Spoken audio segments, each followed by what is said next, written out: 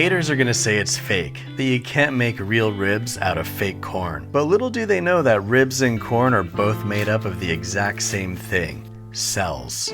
We're gonna start by harvesting some common bone-in tree corn and husking the husks off until they're thoroughly husked. If you're not strong enough, you can get someone a little more husky to do the husking, or you can just shuck it. Now you can throw out those husks if you like wasting things, or you can make a nice opaque window decoration. If you've got self-shucking corn, congratulations on being rich. Now we're gonna cut the corn, which is the most challenging part of this. Okay, so that one was a little brittle.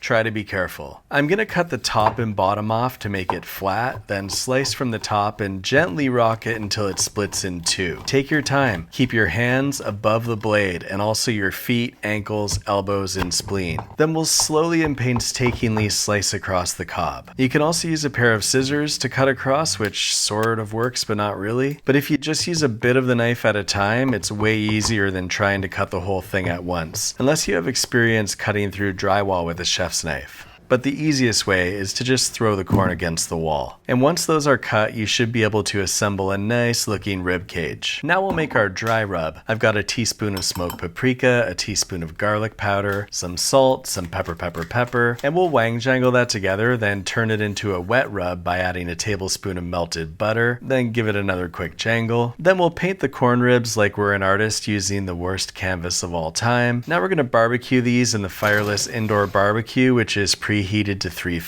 for around 25 minutes. While that's cooking, we'll make the dipping sauce. I'm going with this French sauce called mayonnaise with a bit of hot sauce, then wang jangling that together. Now while we may be making corn ribs, did you know that you can also grow your own rib corn? That's some good corn. We're gonna get these out of the barbecue. Man, it smells like ribs in here. All right, now the moment of truth. Can you actually tell the difference between corn ribs and non-plant-based ribs? Gonna throw on this blindfold and thoroughly mix these up. Okay, so, that tastes like ribs. That also tastes like ribs. Okay, it's very close, but I'm pretty sure it's this one. Whoa, that's crazy. By the way, did you know that with corn ribs, you can eat both the corn and the cob?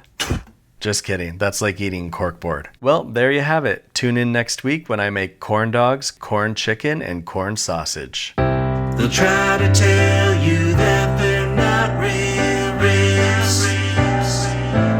You can tell them nothing really exists because it's all an illusion. This physical reality may cause some confusion.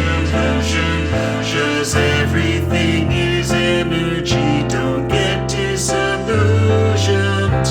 just because you don't exist.